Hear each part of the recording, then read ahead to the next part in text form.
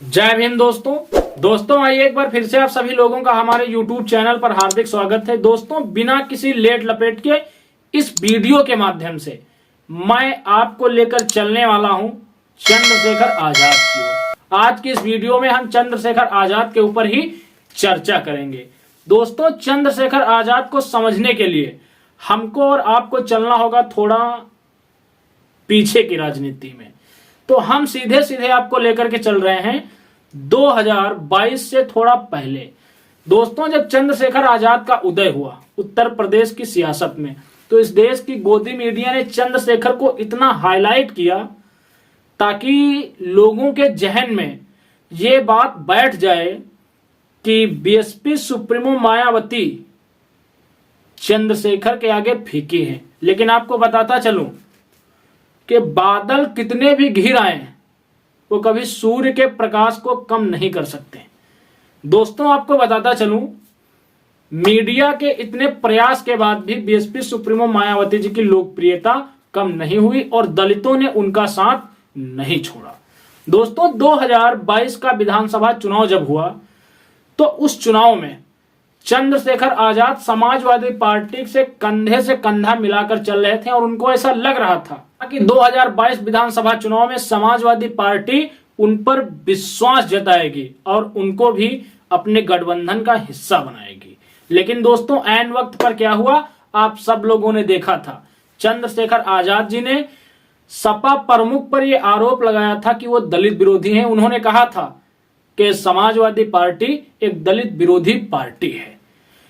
3 सीटों के लिए उनका दर्द कैमरे पर भी छलका था। अगर आप लोगों ने उनका बयान देखा होगा तो आपको मालूम होगा। दोस्तों इतना कुछ होने के बाद भी चंद्रशेखर के ऊपर एक हमला हुआ और उस हमले के बाद खुद के लिए सुरक्षा की मांग करने हेतु उन्होंने दिल्ली के जंतर मंतर पर एक जनसभा का आयोजन किया। उस जनसभा में कुछ बड़े बड़े नेता शामिल हुए, कया से भी थे और बुलाया भी गया था कि सपा प्रमुख अखिलेश यादव जी भी आएंगे, लेकिन वो नहीं गए। इतना कुछ होने के बाद भी 2023 में जब उपचुनाव हुए उत्तर प्रदेश के अंदर, चाहे वो घोसी का हो चाहे वो मुलायम सिंह की लोकसभा सीट मैनपुरी पर हो, दोस्तों इन दोनों चुनावों में चंद्रशेखर आजाद ने समाजवादी पार्टी के लिए प्रचार किया। जयंत अखिलेश और चंद्रशेखर की तिकड़ी इन उपचुनावों में कामगार साबित हुई। तो यूपी की सियासत में चर्चा होने लगी कि ये तिकड़ी आने वाले समय में उत्तर प्रदेश के अंदर एक बहुत बड़ा खेल करेगी। दोस्तों ठीक इसके बाद यूपी में इंडिया अलायंस का गठबंधन हुआ। जयंत और अखिलेश गठबंधन में गए। चंद्रशेखर को किसी ने फिर भाव नहीं दिया। इतना कुछ होने के बाद भी चंद्रशेखर आजाद जी के अंदर एक उम्मीद थी कि आज नहीं तो कल हमको भी गठबंधन में बुलाया जाएगा, लेकिन आज तक उनको गठबंधन की ओर से किसी भी प्रकार का कोई इशारा नहीं मिला है। यूपी में सपा और कांग्रेस के बीच सीट शेयरिंग का फार्मूला भी तय हो गया है। 17 पे कांग्रेस, 62 पर समाजवादी पार्टी चुनाव लड़ेगी। एक सीट छोड़ी गई है नगीना की, चंद्रशेखर आजाद वहां चुनाव लड़ेंगे ऐसी चर्चाएं हैं। लेकिन मीडिया से मुखातिब चंद्रशेखर आजाद ने कहा है इस विषय पर अभी अखिलेश यादव जी से उनसे कोई बात नहीं हुई है। तो दोस्तों आप जरा सोचिए, जिस व्यक्ति ने विधानसभा में आपको 3 सीटें नहीं दी थी, वो व्यक्ति लोकसभा में क्या आपको 2-3 सीटें देगा? और अगर चंद्रशेखर आजाद नगीना लोकसभा पर ही संतुष्ट होकर रह जाते हैं तो उनसे एक सवाल होगा, क्या इतने बड़े दलितों के जन सैलाब का समझौता आप एक लोकसभा सीट से कर देंगे?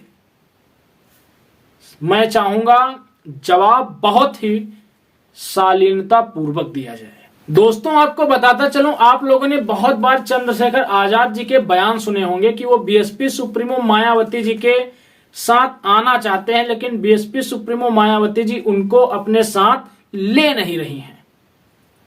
दोस्तों, लगभग हफ्ते में एक बार चंद्रशेखर आजाद जी लाइव आते हैं।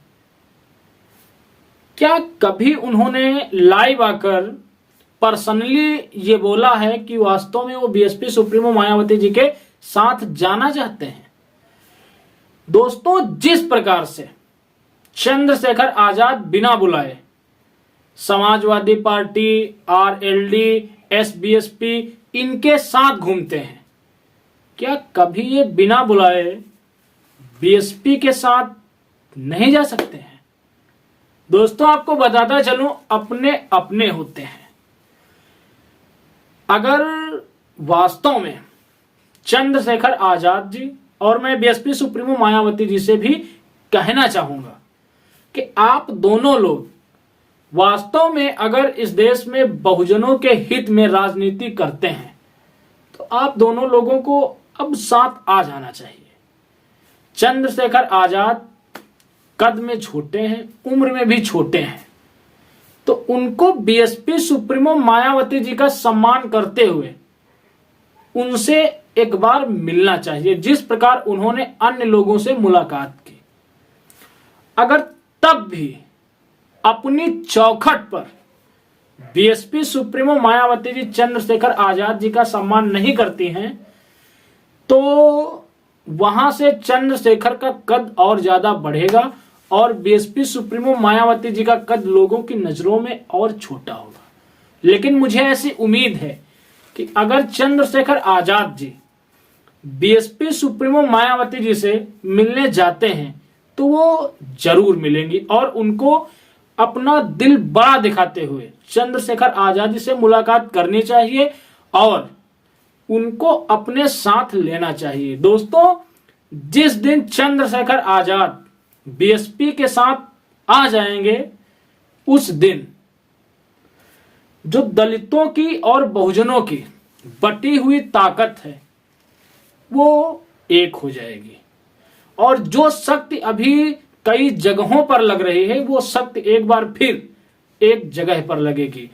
आपको बताता चलूं, अगर चंद्रशेखर आजाद को बीएसपी सुप्रीमो मायावती जी अपने साथ लेती हैं तो इसका उन्हें बहुत बड़ा फायदा मिलेगा।